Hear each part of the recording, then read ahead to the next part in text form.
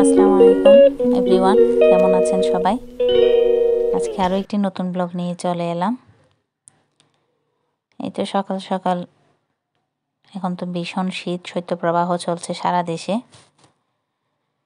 এখন এখন হচ্ছে সকাল 8টা, তারপরও বাইরে যে এত অন্ধকার, একেবারে মেঘলা, যেন এখনই বৃষ্টি হবে এমন অন্ধকার হয়ে আছে বাইরে। একেবারে অন্ধকার, কোনো রোদ নেই, কোনো আলো নেই, দেখে মনে হচ্ছে যেন এখনই বৃষ্টি হবে। সারা দেশে আসলে এভাবেই শৈত্যপ্রবাহ হচ্ছে।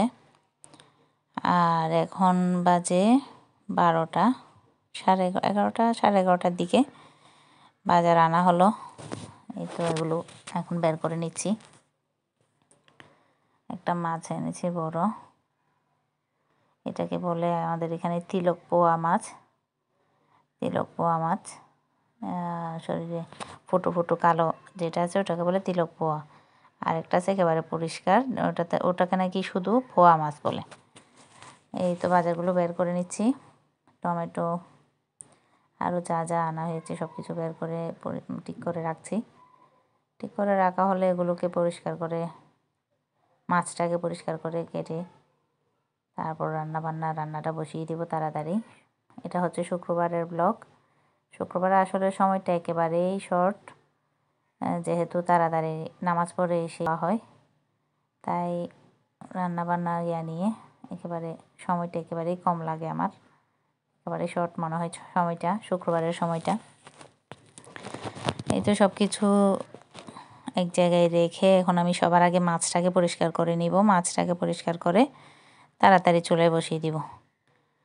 ততক্ষণে এই তো মাছটা পরিষ্কার করে নিচ্ছি, আরও ভালোভাবে পরিষ্কার করে নিব। এখন আগে বেশিগুলো ধুয়ে নিয়ে তারপর ভালো করে পরিষ্কার করব।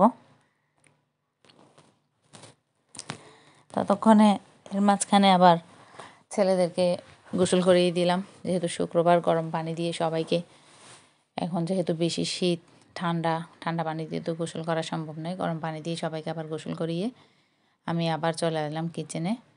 একটু মাছগুলো পরিষ্কার করে নিয়ে এবার হলুদ লবণ দিয়ে মাখিয়ে রাখবো 5-10 মিনিট। ততক্ষণে আমি পেঁয়াজটাকে ব্লেন্ড করে নিচ্ছি। পেঁয়াজটা ব্লেন্ড করে আমি এখন মাছটা তেলে দিয়ে দিব। এগুলো করতে করতে এদিকে সময় হয়ে যাচ্ছে একেবারে। এখন আজান দিয়ে দিচ্ছে। এই তো এখানে আমি পেঁয়াজ, মরিচ, রসুন, আদা আর সব কিছু একসাথে মিক্স করে আমি দিয়ে দিই। তারপর আস্তে আস্তে অন্যান্য মশলাগুলো দিব। এই তো মশলাগুলো কষিয়ে এখন আমি মাছগুলো দিয়ে দিচ্ছি। মাছগুলো আসলে বেশি নাড়াচাড়া করা যাবে না, তাই আমি সবসময় মাছকে এরকম বড় একটা হাঁড়িতেই রান্না করি, যাতে এক পিস সবগুলোকে বসানো যায় আর যেন না ভাঙে। মাছকে বেশি নাড়াচাড়া করা হলে মাছ ভেঙে যায়।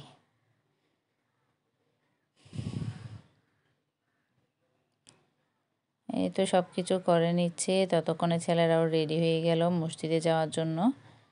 এটা হচ্ছে সন্ধ্যার ব্লগ। মাগরিবের পরে আমি আমার হাজব্যান্ডের প্যান্টটা একটু আয়রন করিয়ে দিচ্ছি। এখন আপনারা দেখুন একটি নতুন চ্যালেঞ্জ আমার ছেলেদের, উপভোগ করুন। আসসালামু আলাইকুম গাইস, আজকে আমরা আরেকটা নতুন চ্যালেঞ্জ ভিডিও নিয়ে চলে আসলাম।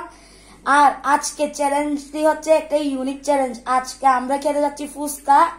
আর আজকে চ্যালেঞ্জটি হচ্ছে 1 মিনিটের মধ্যে সবচেয়ে বেশি ফুচকা খেতে পারবে, যে সবচেয়ে বেশি ফুচকা খেতে পারবে সে উইনার। আর তার জন্য আছে পুরস্কার। এবার প্রথমে কে খাবে? তুমি খাও।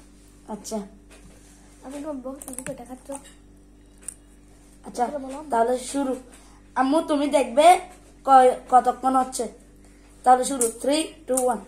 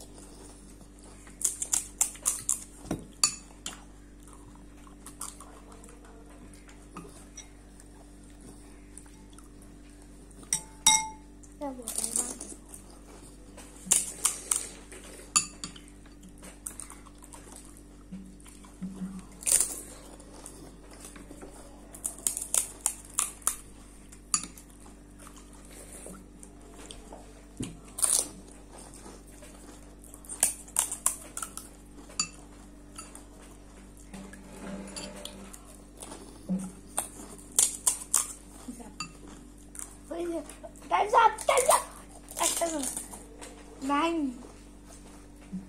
দইটা খেয়েছে গাইস দেখা যাক এবার তুমি খাওয়া শুরু করো 3 2 1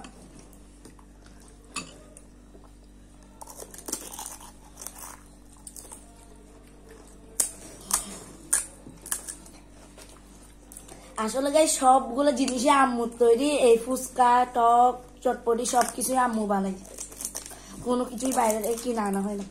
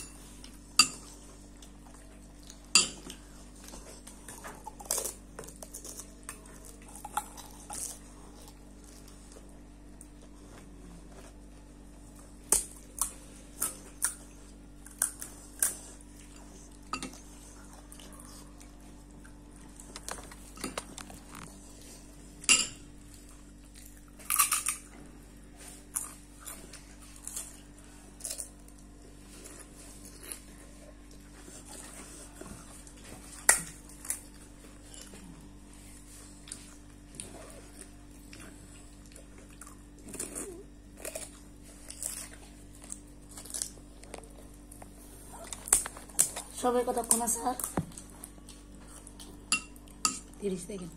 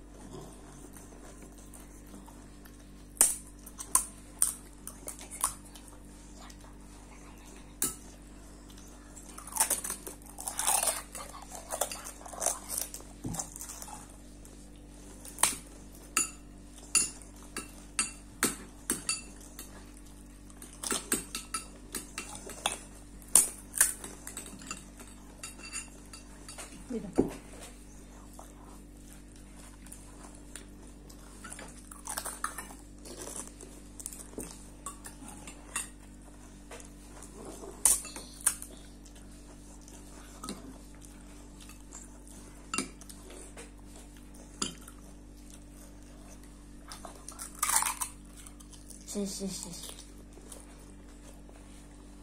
বরাবর ড্র হয়েছে আমি অনেক খেয়েছি বরাবর ড্র আমি নয়টা খেয়েছি অনেক। আরেকটা খেতে পারলে তারপরে 10টা হয়ে যেত আচ্ছা যাবো আরেকটা খেয়ে নাও গা তো গাই আজকের ভিডিওটার মধ্যে তো কোনো উইনারই হয় না দুজন টাই হয়ে গেছি আর এই এক কামড়ে ঢুকাই না এই একবার কামড় দিয়ে ঢুকাইছে এটা কিন্তু ফেয়ার ছিল না আচ্ছা যাই হোক আর এখানে কোনো উইনার নাই দুজনই সমান খাইছি আর সবকিছুই আম্মুর তৈরি এখানে কোনো কিছুই বাইরে থেকে আনা হয় না আর তো গাইস ভালো লাগলে লাইক সাবস্ক্রাইব করে দিবেন আর কোনো কিছু ভুল হয়ে থাকলে মাফ করে দিবেন আল্লাহ হাফেজ